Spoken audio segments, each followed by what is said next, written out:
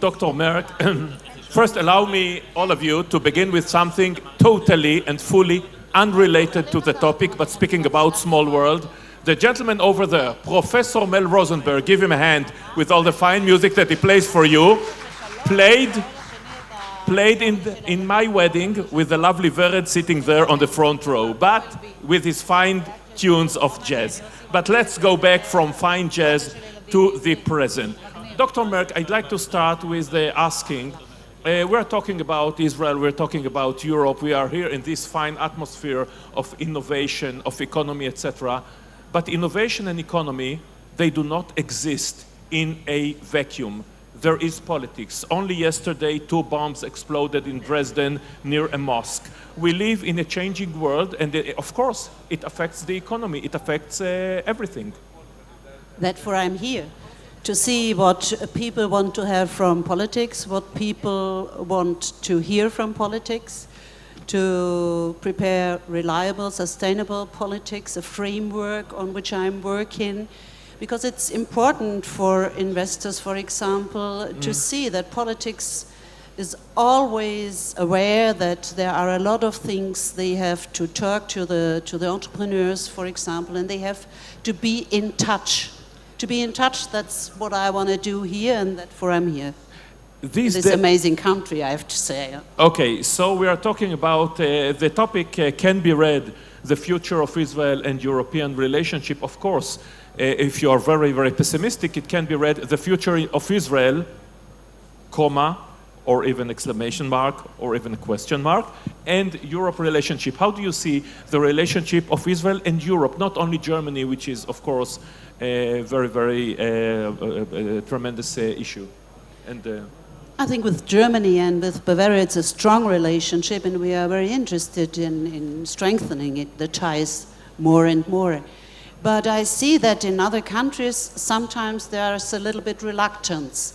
And I think we have to motivate them to work together, to see what happens here in Israel. And we heard about in the last panels what happened in the last years, and how commerce is growing. Now, you're a minister, allow me not to divert, but to bring another topic. You're a minister of the Free State of Bavaria, that's the official name, and we know from history, of course, the hundreds and then dozens of states that were until the unification in 1870-71. When we are thinking about decision-making in Germany, we're thinking, of course, of Angela Merkel. We think about Berlin. We know that Bavaria is the economy hub and the industrial hub, but why Free State? What's the effect of you specifically and your state has to do in Germany as a whole and vis-a-vis Israel? Now, you have to know that Bavaria is the powerhouse of commerce in Germany, and we are working very hard on that. And if I arrive, for example, at your airport, I see only the banners, the brands of Berlin. So I think we have to change something. We have to show that Munich and Bavaria, they are very strong partners for you. They are very interesting places to live, to touch, and therefore I'm here. What are the strengths specifically of Bavaria? We have very bright people in there. We have a good framework for all who want to invest in Bavaria. We are very interested in the world and the people in the world. And for me, it's very important to say that we are looking where other power regions want to work with us together.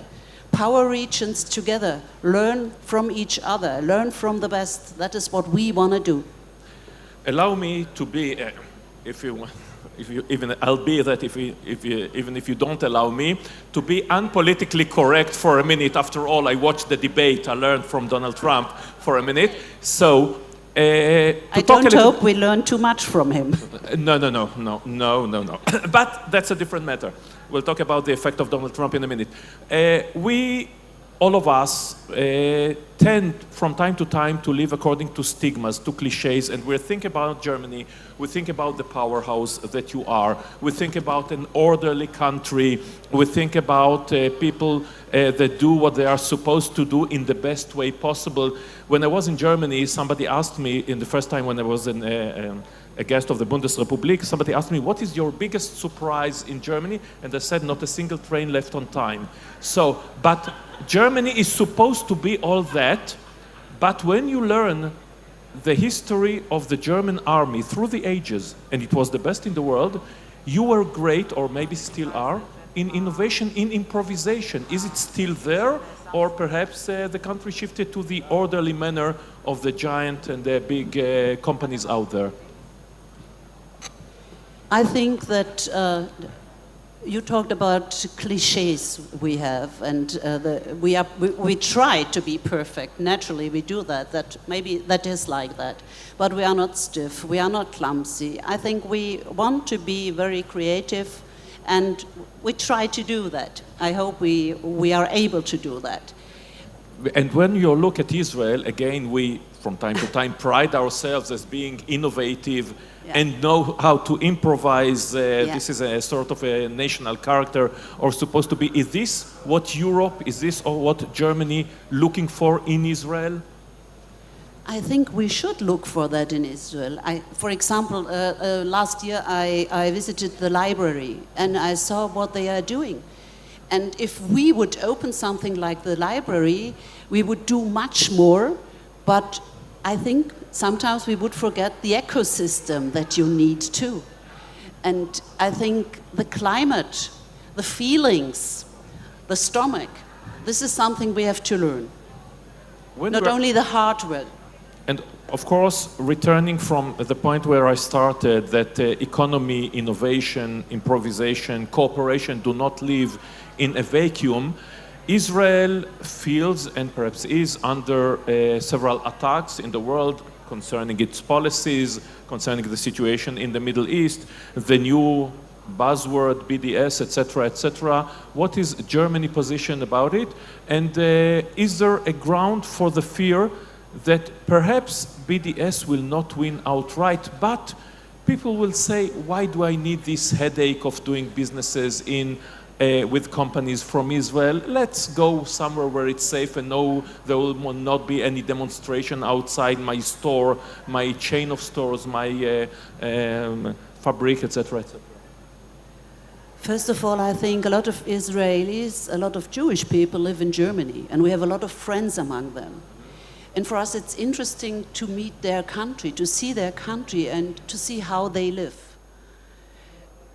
And we have a lot of people coming from Germany. Yesterday I met some Holocaust survivors, for example, coming from Germany once. And it was interesting for me what they are doing now and how they live here. So this is one of the very interesting points we have. The other thing is, when I met people here, startups, they told me, we are creative, we have all the good ideas.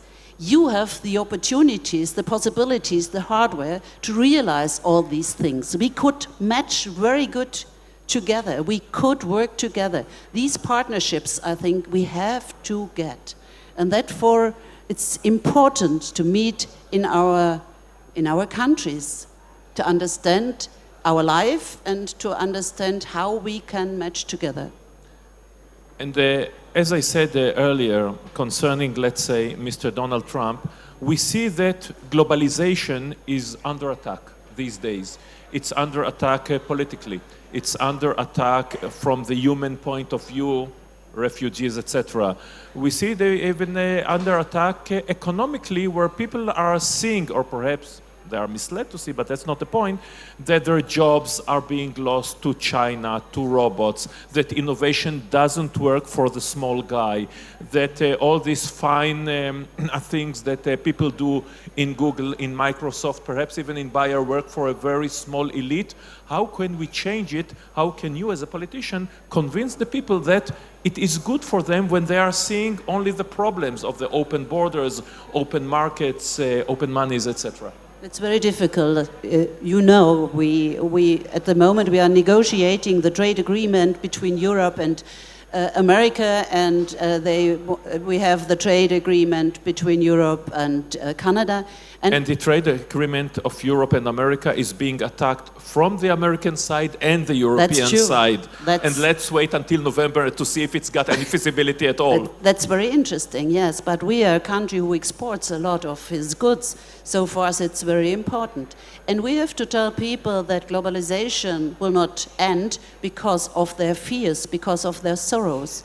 It's much more better to look into the face of globalization and to think how you can use these new possibilities, and you have to do that. And if you speak about the jobs we are losing, so we have to say we could gain other jobs, and we have to be so open and so open-minded to find people who want to work in these jobs. That's fine, Dr. Merk, but we are sitting here in this air condition, in this refined atmosphere, where the audience is a sort of a kept audience because all of us, all of the people here feel the same way because they are the ones gaining from the new atmosphere. How do you convince the average voter that is being afraid, that is starting to vote for the extreme right, that feels that the system doesn't work for him at all? And I'm talking Europe, I'm talking Israel, I'm talking the United States, I'm talking everywhere.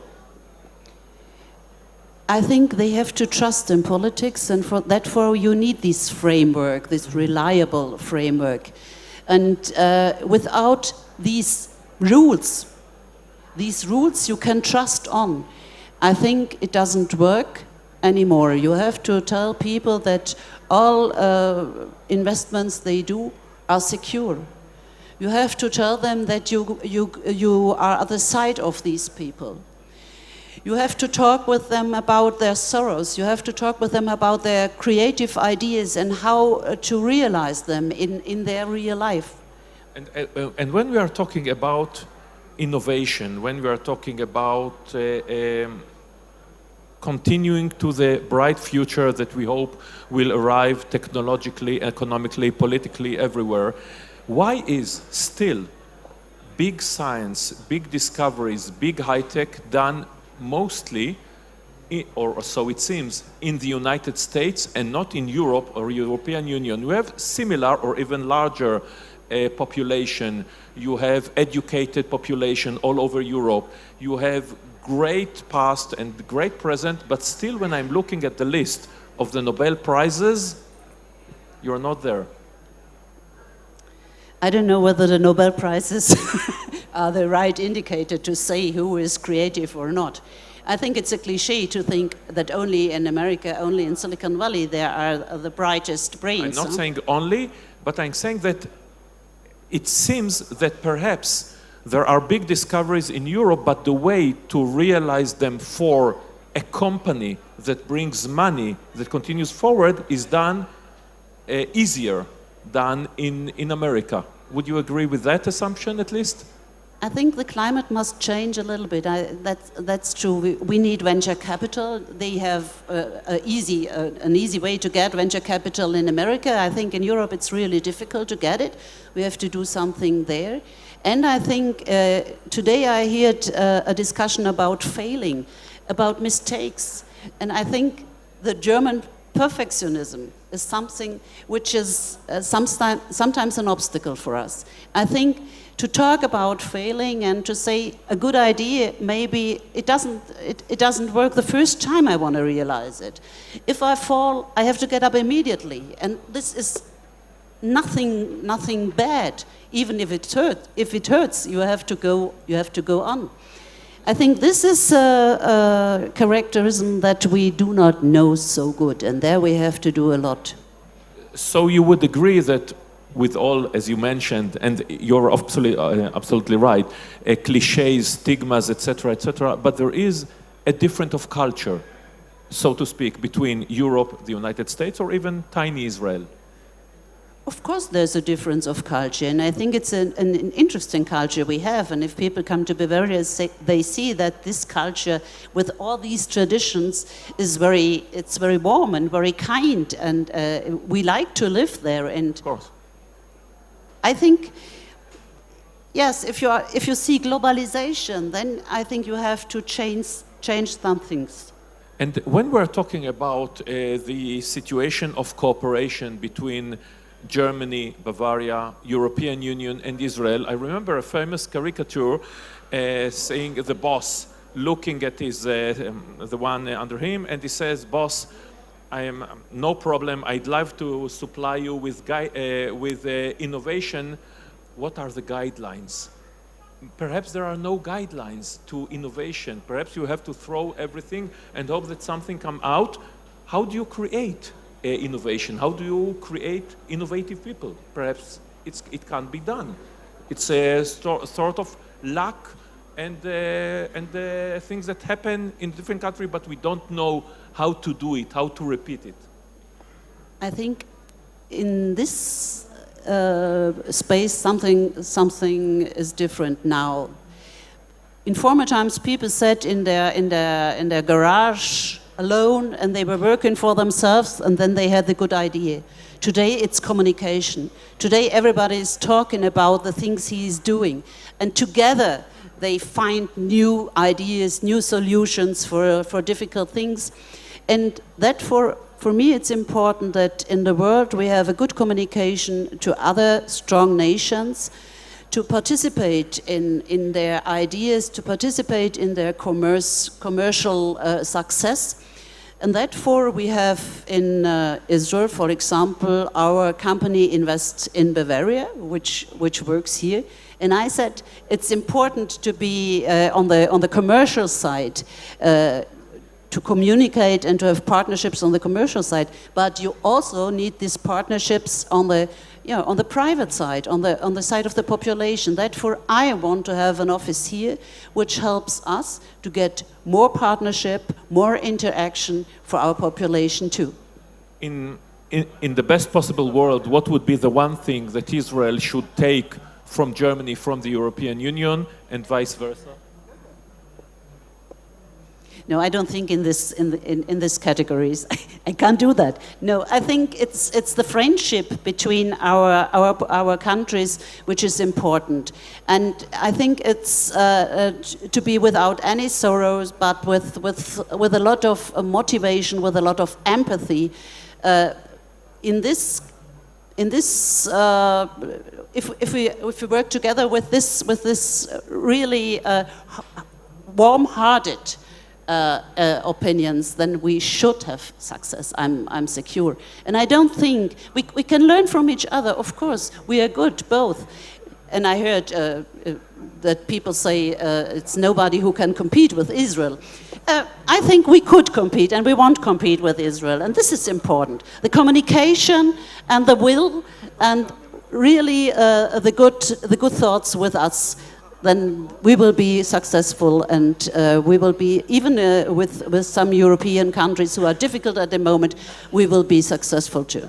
Dr. Merk, before we finish, is there something that you want our audience to hear specifically from you that I haven't asked, perhaps about the special place of Munich, to emphasize it again, or whatever you'd like to say to the audience? No, first of all, I think it's an amazing country, and I like to be in Israel, but I think it's an amazing conference, the DLD conference. And this powerful network, Steffi, you and Yossi Wadi, you are so great, and this powerful network is so important. And think for politicians, we can learn a lot from your network, from the art of networking you know so very well. Thank you very much for the invitation. I'm very glad to be here, and thank you. Thank you very much, Dr. Beate Merk, State Minister of Bavaria. Thank you again. Thank you.